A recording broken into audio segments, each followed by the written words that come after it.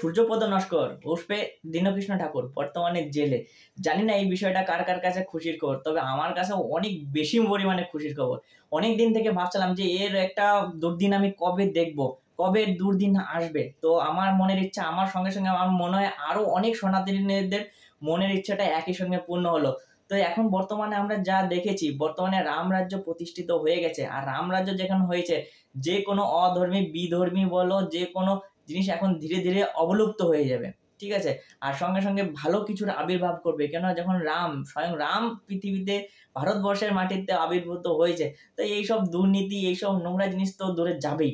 ঠিক আছে? তো এক এক করে যাবে। আর প্রভাব আমরা সবাই মোটামুটি জানি যে ভগবান কখনো নিজের হাতে সবকিছু দেয় না, কিন্তু এমন এমন এক একজনকে পাঠায় যার দ্বারা সেই কাজটা সম্পন্ন হয়। আমি হয়তো কোনো কিছু ভগবানের কাছে প্রার্থনা করেছি, কিন্তু ভগবান সেটা আমাকে নিজের হাতে এসে দেবে না, কোনো না কোনো কিছুর মাধ্যমে এসে সেটা আমাকে দেখাবে, সেটা আমাকে পাইয়ে দেবে।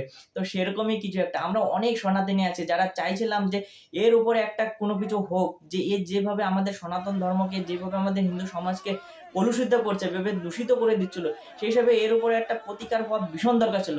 তো আজকে সবার মনের ইচ্ছা মোটামুটি পূর্ণ হলো। ঠিক আছে? আর আমি অত্যন্তই খুশি একে দেখে। যখনই আমি এর ভিডিওটা দেখলাম যে একে সূর্যপদ নস্করকে টেনে হিচড়ে নিয়ে যাচ্ছে থানায় পুলিশ, ঠিক আছে, আর লোকজন মোটামুটি গালাগালি মারপিট করছে, তো দেখে মনে অনেকটা শান্তি হলো।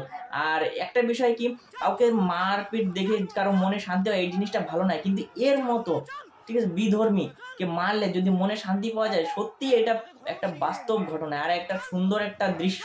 এটা দেখার জন্য অনেকে আশা করেছিল। যেভাবে আসরে আসরে গিয়ে সনাতনী মা ভাই বোনদের যেভাবে তারা মানে অন্য পথে নিয়ে যাওয়ার চেষ্টা করেছিল, প্রতিটা সনাতনীর ঘরে সন্ধ্যেবেলা সন্ধ্যাবাতি ধরানো, সকালবেলা বিভিন্নভাবে গান করা, ঠিক আছে, প্রাত সঙ্গীত করা, এইগুলো থেকে এরা বলতো যে এগুলো করলে কি হবে। ভাই, মানুষকে সৎ পথে নিয়ে যাওয়ার জন্য অনেক কিছুরই দরকার আছে। মানুষ যতদিন সৎ থাকবে ততদিনই সব ভালো। যখন অসতের, তবেই তো কত দুর্ঘটনা, কত রকম ঘটনা দেখা যাচ্ছে। আরে সবাইকে অসৎ পথে নিয়ে যাওয়ার জন্য সম্পূর্ণভাবে রেডি ছিল। ঠিক আছে? তবে যে ঘটনাটা ঘটেছে এটাতে আমি অত্যন্ত খুশি। আর আমার খুশির সঙ্গে সঙ্গে যারা মোটামুটি খুশি হয়েছে অবশ্যই কমেন্ট করে জানাবে। আর এখনো যাদের কাছে এই ভিডিওটা পৌঁছায়নি, তো অবশ্যই তাদের কাছে এই ভিডিওটা শেয়ার করে দেবে।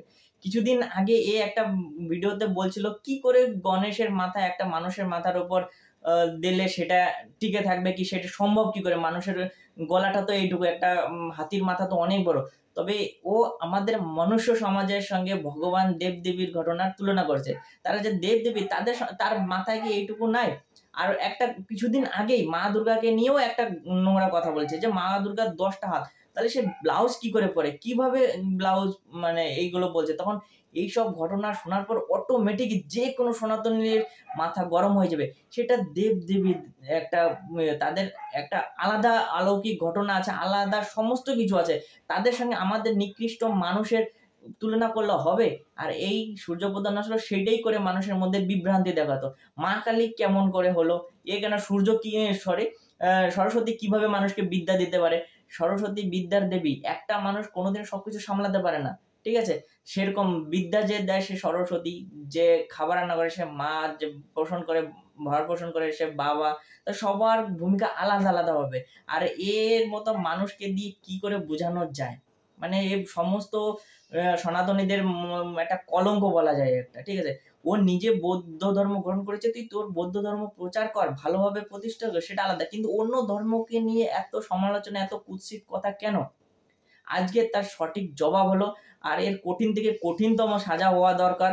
আর এর পরবর্তীতে আরো কিছু এইসব লোক আছে, তাদের পালা শুরু হয়ে যাক। আর এক এক করে সমস্ত বিধর্মী সমস্ত কিছু শেষ হয়ে যাক। তবেই আমাদের ভারতবর্ষ, আমাদের দেশ, আমাদের পৃথিবীটা একটু সুন্দর হবে। ঠিক আছে? তো আমার মতে যারা একসাথে রয়েছে আর ভিডিওটা দেখো, ঠিক আছে, শেয়ার করো। আর যারা একমত আছে তারা অবশ্যই ভিডিওটাকে লাইক করো। নমস্কার।